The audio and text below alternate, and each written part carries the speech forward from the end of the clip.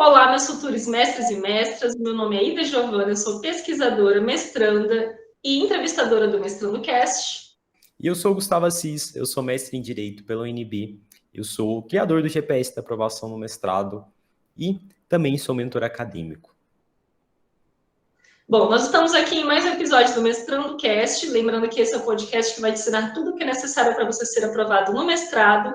E o tema do episódio de hoje são os 5 erros comuns que reprovam projetos de pesquisa em seleções de mestrado.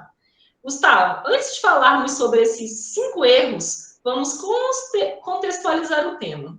Por que, na sua opinião, muitos candidatos em uma seleção de mestrado cometem erros em projetos de pesquisa? Excelente questão, Ida. Antes de entrar nessa questão, eu gostaria de falar que é um prazer enorme estar aqui mais uma vez contigo no Mestrando Cast. E antes de trazer a resposta para essa pergunta, também gostaria de convidar o pessoal que está nos assistindo para se inscreverem no canal, deixarem dúvidas e sugestões para os nossos próximos podcasts. Te respondendo agora, Ida, né, sobre o porquê que muitos candidatos em uma seleção de mestrado cometem vários erros no projeto de pesquisa, existem algumas causas. Eu vou falar aqui 4 delas. A primeira causa, Ida, é que eu vejo o fato, né, que leva muitas pessoas a cometerem os erros que a gente vai conversar aqui hoje, um pouquinho lá na frente, é a questão que a pessoa ela não sabe estudar. Ela não sabe, por exemplo, como ler um artigo científico, como fazer um bom fichamento, e é essa base de estudo que ela faz previamente que vai dar o subsídio para que ela consiga pensar em um tema interessante de pesquisa, para que ela consiga desenvolver o projeto, né, de uma forma interessante. Então, às vezes as pessoas já querem começar o projeto pelo projeto em si. Só que antes, ela tem que passar pelo quê? Pela parte de estudo, que envolve o quê? Leituras e fichamentos de bibliografias específicas, né, voltadas ali para o tema que a pessoa quer desenvolver. Então, se ela não sabe estudar, se ela não sabe como ler artigos, como fazer fichamentos, que é algo que eu ensino para os mentorados do GPS, a gente tem aulas específicas só sobre isso, se a pessoa ela não aprende isso, ela muito possivelmente vai cometer esses erros que a gente vai conversar aqui hoje. Então, essa é a primeira causa, ainda não saber estudar. Segunda causa é a pessoa, às vezes ela até sabe estudar, ela até aprendeu ali algumas noções, como ler um artigo científico, mas ela ainda não sabe elaborar um projeto. Ela tem noção ali muito introdutória. Então, essa é uma segunda causa, né? Não saber como elaborar o projeto de uma maneira precisa, né? Saber quais são os elementos que compõem um projeto, o que é um problema, o que é uma hipótese, o que é uma justificativa. A gente sai muitas vezes da graduação com noções assim bem rasas do que é um projeto. Às vezes a gente faz ali num TCC, né, um TCC1 o projeto, mas de uma forma bem introdutória, né, sem tantos rigores. E quando a gente pensa numa seleção de mestrado, vem uma série de rigorosidades, né, o nível de avaliação é muito maior, né, do que aquele projeto que a gente fez lá talvez no TCC1, né, então a gente precisa realmente aprender, né, a elaborar um bom projeto. Então eu vejo que essa é uma segunda causa, né, as pessoas não sabem realmente elaborar um bom projeto. Terceira causa, Ida, que leva, né, as pessoas a cometerem muitos erros dentro do projeto, e a gente vai falar um pouquinho lá na frente quais são esses erros, é não conhecer o programa de mestrado que a pessoa quer concorrer. E sem conhecer o programa, como que a pessoa ela vai conseguir definir um bom tema, como que ela vai conseguir, né, saber se aquele tema é compatível ali com a descrição das linhas, com a produção dos professores, não tem como. Né? Então, né, às vezes as pessoas não se aprofundam, muitas delas, elas já querem submeter o projeto, não lê nem direito a descrição da linha, não olha latas dos professores, enfim. E uma última causa que a gente tem, Ida, é a pessoa não saber escrever de uma maneira persuasiva, né? Às vezes ela foca tanto na questão de rebuscamentos, de querer escrever difícil, e isso, né, às vezes vai tornar o texto da pessoa muito mais truncado, muito mais difícil de ser compreendido pelos professores, o que é ruim. Então, é muito melhor a pessoa focar na persuasão do texto, né, de realmente mostrar o porquê que aquele projeto é importante para o programa, né, para discussões ali, né, da linha de pesquisa, do que a pessoa ficar focada, né, numa linguagem ali, às vezes, né, muito rebuscada, muito técnica, que vai, na verdade, prejudicar a compreensão do leitor que está lendo aquele texto, né? Então, eu vejo que são essas quatro causas principais, né, que levam muitos candidatos a cometerem os erros que a gente vai conversar aqui hoje, durante esse podcast, Ida. Maravilha, Gustavo. Então, sobre esses 5 erros comuns que são cometidos no projeto de pesquisa, né? Eles podem levar os candidatos a serem reprovados em uma seleção de mestrado? Excelente pergunta, Ida. Sim, né, esses 5 erros que a gente vai conversar, eles podem levar os candidatos a serem reprovados, ou no mínimo, desses erros pode diminuir consideravelmente a nota, né? Não é que cometeu esse erro já está eliminado, né? Mas no mínimo vai tirar muito ponto do candidato. Então, eu acho que vale muito a pena pegar um papelzinho, né, e anotar tudo que a gente vai conversar aqui hoje, porque, né, são dicas aqui que valem ouro e que muitos candidatos, né, não sabem, não desconhecem e não têm essa perspectiva, não têm essa visão. Certo, Gustavo. E se a pessoa conhece, né, quais são esses 5 erros mais comuns no projeto de pesquisa, é possível, então, adotar alguma estratégia para evitá-los em uma seleção de mestrado? Sim, Ida, é possível, né, é possível adotar estratégias para evitar esses erros, porque às vezes a pessoa até sabe, né, que aquilo tá errado, mas às vezes ela não, né, não sabe como modificar aquilo, né? Então, primeira coisa, a pessoa ela precisa realmente estar comprometida com a mudança, né? Ela precisa ali se dedicar, se ela tem um erro e ela não sabe como responder, ela tem que correr atrás, né? Hoje a gente tem a figura de mentores acadêmicos, pessoas que são capacitadas ali para dar uma orientação, dar um feedback. Então, se a pessoa ela tiver, obviamente, dedicação e uma metodologia correta, além de conhecer esses erros que a gente vai conversar, ela vai conseguir de fato evitar esses erros, né? Porque não basta conhecer, né, sem tomar medidas ali efetivas para, né, não cometer esses erros. Maravilha, Gustavo. Agora, será que você pode dar o exemplo de alguma pessoa que você já mentorou e que conseguiu desenvolver um projeto sem nenhum desses erros?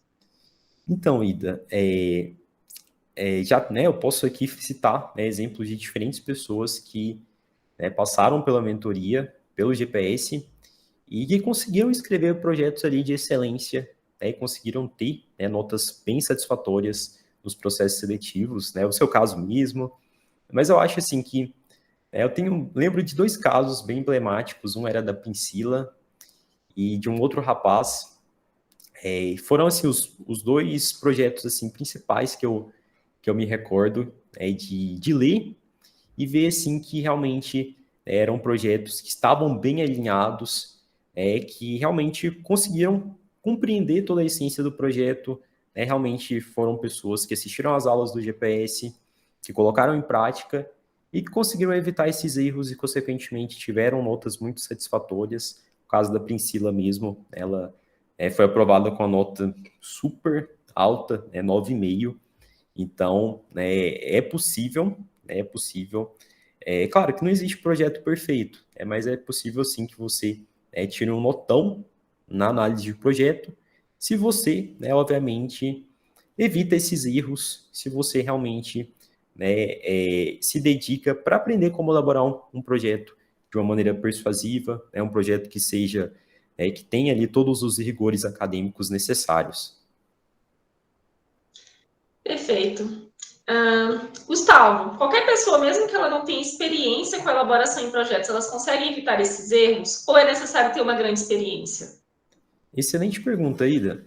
Qualquer pessoa, né, eu defendo que qualquer pessoa, ela consegue evitar esses erros. Ela consegue identificar esses erros a partir do que a gente vai conversar aqui hoje e, né, também a partir do que a gente vai orientar. Se a pessoa realmente colocar a mão na massa, se ela aplicar, ela vai conseguir evitar esses erros. Então, não é necessário que a pessoa ela tenha grande experiência, né? Inclusive ela pode estar começando do zero. Pode ser que ela nunca tenha elaborado um projeto na vida, mas se ela prestar atenção nas coisas que a gente vai conversar aqui hoje e colocar em prática, com certeza é possível sim evitar esses erros, evitar uma aprovação e, né, tirar uma nota ali superior, né, que possibilite a aprovação dessa pessoa. Bom, Gustavo, qual é então o primeiro erro comum que reprova projetos em seleções de mestrado? Ida, antes da gente entrar, né, para falar sobre os erros, os 5 erros, antes de te responder, gostaria de reiterar aqui o convite para o pessoal para se inscreverem no canal, deixarem dúvidas e sugestões também de temas para os nossos próximos podcasts. Mas vamos lá, Ida, respondendo a sua pergunta, qual o primeiro erro comum que reprova projetos em seleções de mestrado? E o primeiro erro comum que eu vejo que reprova muitos projetos é aquele projeto escrito sem nenhum rigor acadêmico. A pessoa ela não sabe o que é um projeto. E a tendência é o quê? A tendência é que ela escreva a partir das suas próprias vivências. Então, né, talvez ela tenha um estilo de escrita, né, Ida, do ambiente profissional dela. E ela vai trazer aquela linguagem que ela está acostumada, que ela está habituada para o projeto de pesquisa. Só que no âmbito acadêmico científico, nós temos uma linguagem que é diferente. Né? Existem rigores, critérios que são específicos da linguagem científica. Então, às vezes, se a gente traz essa linguagem, essa nossa escrita do nosso âmbito profissional para nosso âmbito acadêmico-científico, a gente vai ter muitas dificuldades. Eu falo isso por experiência própria. Quando eu comecei a pensar em desenvolver artigos. Eu, na época, era estagiário da defensoria, estava acostumado ali com a linguagem muito técnica, rebuscada da nossa área. E quando eu comecei a escrever, né, de fato, inclusive, na época que eu estava elaborando meu TCC, o meu orientador, né, ele chegou e falou, cara, isso aqui, né, não é utilizado em linguagem acadêmica. Eu lembro de colocar, de acordo com o ilustre fulano de tal, antes de fazer uma citação. Aí esse meu orientador falou, isso aqui não é cabível, né, numa linguagem acadêmica. Você não tem que ficar adjetivando as pessoas. Então, foi algo que eu fui aprendendo aos poucos, com o decorrer do tempo. Então, a gente tem que tomar esse cuidado, né? O texto, ele precisa ter os rigores acadêmicos necessários do ambiente acadêmico, e saber que um projeto de pesquisa, um artigo, uma dissertação, uma tese, se diferencia, né? São textos acadêmicos, se diferenciam de um artigo de opinião, onde você vai pôr, né, o que você acredita sobre aquele tema, né? Você tem uma inserção muito maior no texto do que num texto acadêmico, científico, né? Onde, enfim, você ali quase não aparece. Você está falando sobre uma pesquisa, você tem aquela visão imparcial. Agora, no artigo de opinião, não. Né? Você vai ter uma visão ali, muitas vezes, parcial, né? Defendendo aquele ponto ali que você acredita. Então, a gente precisa aprender a diferenciar. E eu vejo que muitas pessoas confundem artigo de opinião com artigo científico. Elas querem fazer, né, um projeto, um artigo, uma dissertação, defendendo opiniões, convicções pessoais, e se esquecem de fazer pesquisa, de fazer algo ali, de produzir conhecimento. Artigo de opinião tá cheio por aí na internet, né? Mas o grande objetivo, do seu projeto é que depois esse seu projetinho, essa sementinha que você plantou ali no processo seletivo, né, dê frutos e vire, né, a sua dissertação, né, a sua tese.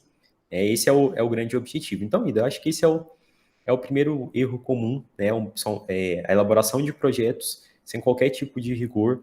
E os professores, quando eles pegam projetos dessa forma, que eles veem ali que não é um projeto em si de pesquisa, não tem nada de pesquisa, são projetos que são reprovados sumariamente. Bom, você falou sobre o primeiro erro comum que reprova em projetos de mestrado. E agora sobre o segundo erro comum, Gustavo, que reprova projetos em seleções de mestrado. Qual seria esse segundo erro?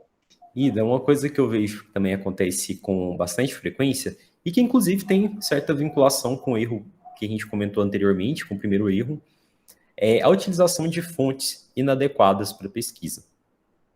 A pessoa, às vezes, ela pega uma notícia de jornal para fundamentar algo que é do ponto de vista teórico.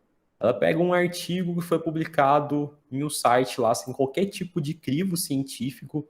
Vou dar um exemplo, né, de sites da nossa área que qualquer pessoa publica, sem qualquer tipo de crivo. Jus Brasil. Não estou aqui fazendo crítica, né, se é bom, se é ruim, mas ele não passa por uma avaliação às cegas, por outras pessoas que vão avaliar se aquele conteúdo ali, ele preenche, né, alguns requisitos científicos. Até porque não é a finalidade do JUS Brasil, né, e também não é a finalidade de vários sites, né, que publicam artigos de opinião. Mas no âmbito acadêmico científico, a gente precisa aprender a filtrar. E a gente precisa aprender a filtrar bons artigos, boas dissertações, boas teses. Por quê? Porque são trabalhos que são científicos, que passaram pelo crivo, passaram pela análise de outras pessoas. Então, ainda acontece, né, inclusive, né, conheço, né, pessoas, tem um amigo que faz parte de seleções, e ele já me falou que já viu cada coisa, né, de pessoas usando de bibliografia, site de blog, coisas ali que não tinham o menor crivo científico. Isso, com certeza, quando o professor ele pega ali, e olha no projeto, aquilo ali pega muito mal. É muito mal, por quê? Porque não é científico. Então, deem preferência para tudo que é aquilo que for científico, artigos em boas bases de dados, a gente tem Google Acadêmico, tem Cielo, tem uma série de outras. Tem os próprios artigos dos professores ali do programa que vocês podem priorizar. E fujam de tudo aquilo que não for científico, tudo aquilo que não tiver, não passar ali por uma avaliação às cegas, de outras pessoas. Vocês têm que tomar bastante cuidado. Perfeito, Gustavo. E qual é o terceiro erro comum que reprova em projetos de seleções, Gustavo? Ida, o terceiro erro que eu vejo que é bastante comum são projetos que não são projetos de pesquisa, são projetos de estudo. O que eu quero dizer com isso? Porque as pessoas não sabem a diferença, muitas vezes, entre estudar e pesquisar. Estudar é uma coisa, pesquisar é outra. E as pessoas, às vezes, confundem essas duas coisas por desconhecimento, por falta de informação. O estudo, ele é voltado ao quê? À aprendizagem, a você aprender um assunto, que é o primeiro passo. O primeiro passo não é a gente abrir o Word e começar a escrever o projeto. O primeiro passo é a gente fazer o quê? Estudar. Como é que a gente estuda? A gente vai para a nossa área do conhecimento, para aquele tema que nós estamos pesquisando, e a gente se aprofunda na literatura. A gente pega artigos que foram produzidos por outras pessoas e começa a ler, ver, o estágio de debate atual dentro daquele tema que nós queremos pesquisar. E a partir, da medida que a gente vai lendo, nós vamos identificando ali as lacunas, pontos que podem ser preenchidos com uma pesquisa. Então, a pesquisa ela vai começar ali na fronteira do estudo. Então, o estudo a gente está ali voltado para aprender. Na pesquisa, a gente está voltado ao quê? A produzir conhecimento. Quando a gente está fazendo leitura e fichamento, a gente não está produzindo conhecimento, a gente está aprendendo a partir do que já foi produzido e publicado por outras pessoas. Agora, quando a gente começa de fato a fazer uma pesquisa, a gente está produzindo conhecimento. E tem muitas pessoas que propõem projetos de estudo. Eu pretendo estudar o tema, sei lá, vou pegar um tema da época na minha graduação, judicialização da saúde. Eu pretendo estudar o fenômeno da judicialização da saúde. Mas beleza, o que você vai produzir dentro da judicialização da saúde, dentro desse tema? Ou você vai se limitar a falar o que todo mundo já falou, a fazer uma coxa de retalhos? Isso não é pesquisa. Você está fazendo um estudo. É claro que o estudo é importante, é uma primeira etapa para toda boa pesquisa, mas no seu projeto você não pode propor um projeto de estudo, você tem que propor um projeto de pesquisa, como o próprio nome já diz. Então, eu vejo que esse é um ponto que os candidatos erram bastante, e por essa falta de ter esse amadurecimento científico, por falta de ter esse contato com artigos, com o universo acadêmico, e por isso que é tão importante a figura de um mentor acadêmico, de uma pessoa ali com uma expertise maior, para passar as orientações, para dar esse amadurecimento, que às vezes muitas pessoas, milhares de pessoas, milhões, se a gente pudesse falar, que passam pelas universidades e que saem da universidade sem de fato aprender a fazer uma pesquisa, por conta, muitas vezes, de a gente não ter uma educação ali crítica que ensine a fazer pesquisa Então, e quando a gente pensa no contexto do mestrado, se a gente realmente, de fato, quer aprender a entrar no mestrado, nós precisamos ter essas bases científicas, né? E, inclusive, é o que eu faço muito com, lá dentro do GPS, que é o meu programa de mentoria. Eu dou, né, essa base para que os mentorados desenvolvam esse pensamento científico crítico. Inclusive, nós temos um módulo 1 lá do GPS, que é só sobre a questão, desses fundamentos de pesquisa, né, questões que são importantes de serem desenvolvidas antes mesmo da gente pensar na elaboração de um projeto. Então, Ida, né, só para fechar aqui, né, só para sintetizar, o terceiro erro comum que eu vejo candidatos cometendo é confundindo um projeto de estudo com um projeto de pesquisa. Certo, Gustavo. Qual seria, então, agora o quarto erro comum que reprova em projetos, Gustavo? Ida, o quarto erro comum que reprova projetos de pesquisa é projetos sem delimitações claras, inviáveis de serem realizados dentro do prazo ali de 2 anos do mestrado. É muito interessante que nós tenhamos essa consciência de que no mestrado seremos pessoas, pesquisadores solos. Não teremos equipe, não teremos, né, não somos IBGE, não somos IPEA, que tem um conjunto ali de pesquisadores que conseguem fazer pesquisas, muitas vezes, com abrangência nacional. Então, para um mestrado, considerando que durante o primeiro ano você vai ter disciplinas para cumprir, você vai ter, né, uma série de outras atividades, além da sua pesquisa. Então, o seu tempo para escrita é pouco, o seu tempo para fazer pesquisa é curto. 2 anos passa voando. Então, você vai ter que encontrar um tema, e dentro desse tema, ainda, você vai ter que estabelecer uma delimitação espacial, uma delimitação material, uma delimitação temporal. Você vai ter que ir recortando o seu tema em uma dimensão que seja viável de ser pesquisada durante 2 anos. É o que eu ensino, por exemplo, para os mentorados do GPS, lá no módulo 2, onde a gente fala sobre o projeto de pesquisa. Então, eu vou falando como que você pode delimitar o seu tema, como que você vai lapidando, o que são essas delimitações. Mas é muito importante que os candidatos tenham essa consciência de que projetos que são mal delimitados, eles tendem a ser reprovados. Os professores, eles percebem e, enfim, é um ponto aí a se considerar. Inclusive, estava conversando com a mentorada recentemente e uma das coisas que eu identifiquei, que eu estava dando feedback para ela, foi justamente sobre a questão da delimitação, que ela queria, inclusive pesquisando na área da judicialização da saúde, e ela queria analisar, ela colocou um recorte para analisar decisões judiciais de 2018 a 2022. 2018, 2019, 2020, 2021, 2022. 5 anos. Ela queria analisar decisões judiciais, acho que aqui do Tribunal de Justiça de Goiás, não, na verdade era do TRF, salvo engano, da Justiça Federal. Era da Justiça Federal, na verdade. E ela queria analisar decisões sobre judicialização da saúde durante esse recorte de 5 anos. Aí foi um feedback que eu dei para ela. Você tem noção do tamanho da amostra? Vai ser tudo sobre judicialização da saúde ou você vai delimitar, né, algo aí, vai ter algum critério? Vai ser só sobre, por exemplo, medicamentos? Só sobre, sei lá, UTIs? Qual é o critério? E ela não sabia, né, me dizer. Então, foi algo que eu passei para ela. Falei, isso aí que os professores vão te questionar na banca, vão te questionar no seu projeto. Então, já tenha consciência do tamanho da amostra que você vai ter que investigar quando você estiver no mestrado. Né? Não é só falar, né, o meu recorte vai ser do ano tal ao tal ano. Beleza, mas você tem dimensão do tamanho, né, dessa amostra que você vai ter que analisar? Se você identificar que é uma amostra muito grande, o que você precisa fazer? Pensar em critérios ali de exclusão, para ir delimitando ainda mais. Porque senão, infelizmente, não vai conseguir fazer durante os 2 anos.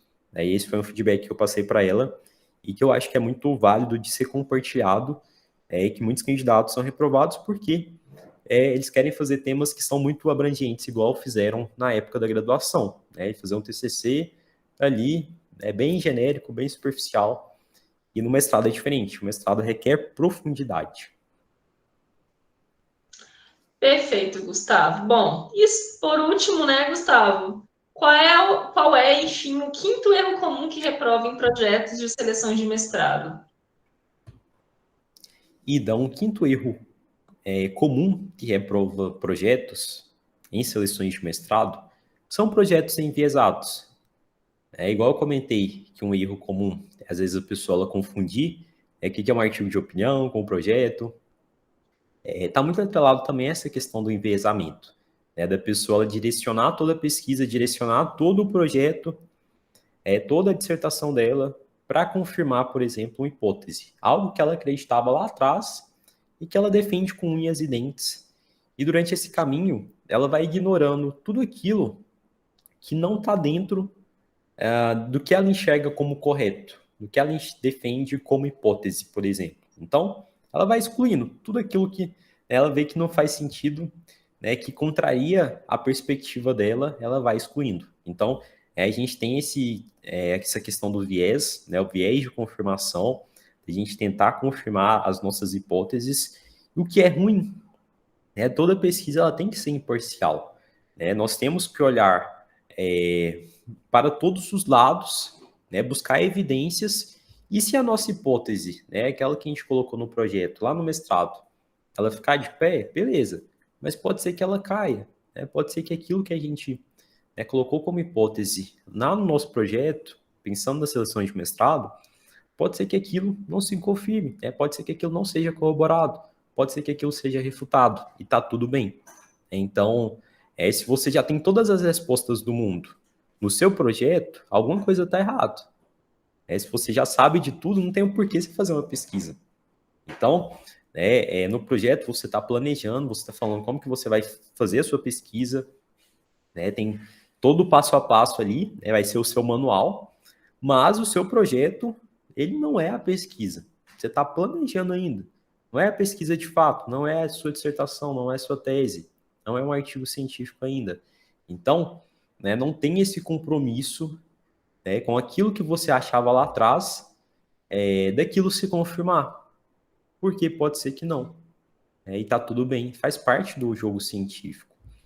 Ida, falando sobre essa questão, eu vou até destacar um exemplo que a gente teve recente, né, com a questão da Covid, de uma empresa aí super famosa que fez, né, uma pesquisa, vou colocar aqui bem entre aspas, super tendenciosa para falar sobre a eficácia de uma determinada medicação no tratamento da Covid. É uma medicação que já foi amplamente refutada, né, que não tem nenhuma aplicabilidade. E o estudo, né, a pesquisa que eles fizeram foi extremamente viciada, né, ele não teve a questão de utilização de placebo, né, não seguiram nada do que era do ponto de vista científico para poder, né, chegar numa conclusão se aquela medicação seria eficaz ou não. Inclusive, houve manipulação de dados, e isso é muito ruim. Isso foge totalmente do que é científico e entra nas questões, né, de antiética, inclusive de crime, né, de cometimento de crime, o que é muito ruim. Né? Lembro até de sair na mídia que falsificavam dados de pacientes, e foi algo bem surreal. Por quê? Porque foi criado todo um lobby em torno dessa determinada medicação para falar que ela funcionava contra a Covid. Né? E houve toda essa divulgação, e para dar esse respaldo para esse lobby que fizeram, tentaram, né, fabricar estudos, tentaram fabricar pesquisas, só que, né, graças a Deus, nós temos aí excelentes pesquisadores que conseguiram refutar e derrubar tudo isso. Então, eu vejo que a gente tem que tomar muito cuidado, né, dos nossos projetos. É claro que os nossos projetos, né, são uma dimensão bem mais reduzida do que essas pesquisas que envolvem a questão da descoberta de uma medicação para o tratamento de uma doença, mas mesmo assim, né, mesmo as nossas pesquisas que vai ter uma dimensão ali reduzida, ela vai ter um impacto social. Né? Então, nós temos que ter esse compromisso ético de não enviesar as nossas pesquisas, porque mais pessoas podem ser impactadas de uma forma negativa. Né? Então, se você já começa o seu projeto ali de forma enviesada, as chances são de que a sua pesquisa também vai ser enviesada, porque ela já está enviesada ali desde da raiz, desde o projeto. E se ela está enviesada, muito possivelmente os professores vão perceber isso ali na avaliação. E você vai ser penalizado. Então, tome cuidado, né, com a questão dos vieses. Faça sua pesquisa sempre olhando para todos os lados. Não tente a todo custo confirmar a sua hipótese. E com isso, Ida, eu chego aqui, né, ao último erro que eu vejo que é bastante comum. E queria, né, mais uma vez, fazer o convite aqui para o pessoal que chegou até aqui nesse momento conosco, para se inscreverem no canal, mandarem dúvidas, sugestões de temas para que a gente possa sempre estar trazendo aqui para os nossos próximos podcasts. Bom, Gustavo, e nós vamos ficando por aqui. Lembrando que esse é o podcast que vai te ensinar tudo o que é necessário para você ser aprovado no mestrado. O episódio de hoje foram os 5 erros comuns que reprovam projetos de pesquisa em seleções de mestrado. Gustavo, foi um super prazer e até o próximo episódio. Obrigado, Ida. Obrigado, pessoal, e até o próximo episódio.